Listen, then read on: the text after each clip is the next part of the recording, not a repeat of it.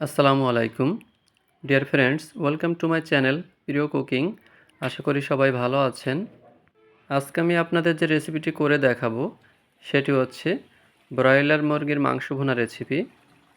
আমি যেভাবে রেসিপিটি তৈরি করেছি আপনারা যদি বাসাতে এভাবে তৈরি করেন ব্রয়লার মুরগি খেতে দেশি মুরগির মতো স্বাদ লাগবে। এখন তাহলে দেখতে থাকুন কিভাবে রেসিপিটি তৈরি করি। আমি নিয়েছি একটি বড় সাইজের ব্রয়লার মুরগি। প্রথমে মুরগিটি বড় বড় সাইজের পিস করে কেটে নিব। এরপর মাংসগুলো পরিষ্কার পানি দিয়ে ভালোভাবে ধুয়ে নিব। এখানে 2 কেজি সলিড মাংস রয়েছে। এরপর মাংসগুলোকে ম্যারিনেট করে নিব। প্রথমে দিয়ে দিলাম স্বাদ মতো লবণ। এরপর দিয়ে দিলাম 1 টেবিল চামচ হলুদের গুঁড়া। এরপর দিয়ে দিলাম 2 টেবিল চামচ মরিচের গুঁড়া। এরপর দিয়ে দিলাম 1 টেবিল চামচ জিরা মরিচের গুঁড়া। এখন দিয়ে দিলাম রসুনের পেস্ট। এরপর দিলাম আদার পেস্ট। এখন দিয়ে দেব সামান্য পরিমাণ সয়াবিন তেল। এখন এগুলো ম্যারিনেট করার জন্য ভালোভাবে মেশাতে হবে। ম্যারিনেট করে 30 মিনিট রেখে দিব। ব্রয়লার মুরগি ম্যারিনেট করলে অনেক বেশি টেস্টি লাগে। এখন রান্না শুরু করব। চুলার জাল মিডিয়াম আঁচে রেখে প্যানের মধ্যে তেল ঢেলে দিব। তেল হালকা গরম হয়ে আসলে দিয়ে দিলাম এলাচ ও ডালচিনি।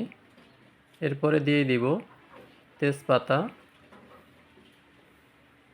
এরপরে দিয়ে দিচ্ছি পেঁয়াজ কুচি।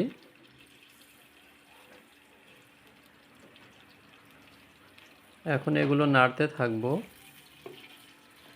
হালকা লালচে রং না হওয়া পর্যন্ত জাল দিতে থাকবো। দেখতেই পাচ্ছেন হালকা লালচে রং চলে এসেছে। এখন এর মধ্যে মাংসগুলো দিয়ে দিব।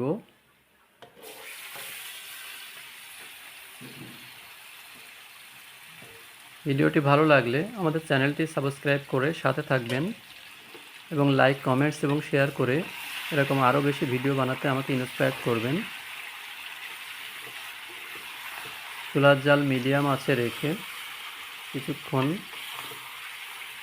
জাল দিতে থাকবো এবং নাড়তে থাকবো। প্রথমে মাংসগুলো ভালোভাবে কষিয়ে নিতে হবে। এখন 2টা কাঁচামরিচ দিয়ে দিলাম। প্রথমেই পানি না দিয়েই ভালোভাবে কষিয়ে নিচ্ছি। পানি না দিয়ে কষিয়ে নিলে সুন্দর ফ্লেভার আসে, একটু ভাজা ভাজা টাইপের হয়। আমি যেভাবে রেসিপিটি করছি এভাবে যদি আপনারা বাড়িতে করেন আশা করি সবাই অনেক বেশি প্লিজড হয়ে যাবে। দেখতেই পাচ্ছেন মাংস থেকে তেল ছেড়ে দিয়েছে। মাংস কষানোর শেষ পর্যায়ে চলে এসেছি। এখন এটির মধ্যে সামান্য পরিমাণ পানি দিয়ে দিব।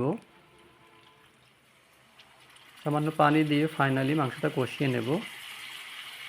2 থেকে 3 মিনিট জালে রাখলে মাংস কষানো শেষ হয়ে যাবে।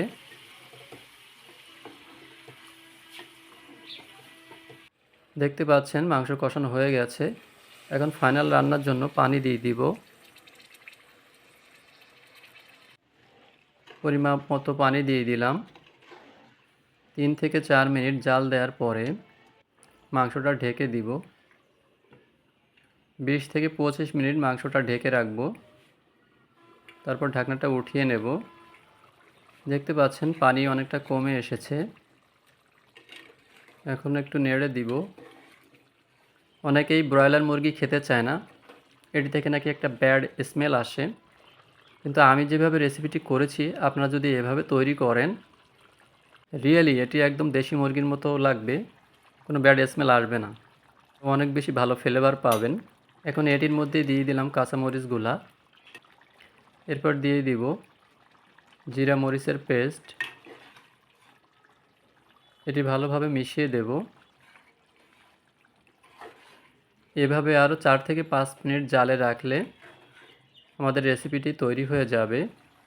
আমাদের রান্না একেবারে শেষ পর্যায়ে চলে এসেছে। দেখতেই পাচ্ছেন কত সুন্দর রং এসেছে এবং অনেক ভালো স্মেল পাচ্ছি। এখন মাংস নামিয়ে নেব। এখন রেডি খাওয়ার জন্য।